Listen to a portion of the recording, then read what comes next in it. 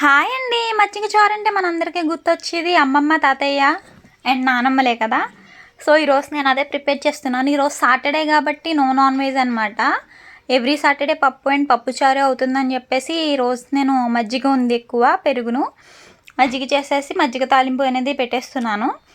So, ఇది పెట్టిన రోజున మా ఇంట్లో అయితే అది అప్పటికప్పుడు అయిపోవాలన్నమాట. చాలా ఇష్టంగా తింటాము. సో, నేను అదే ప్రిపేర్ చేస్తున్నాను. మజ్జిగ చారు అంటే చాలా సింపుల్ అండి.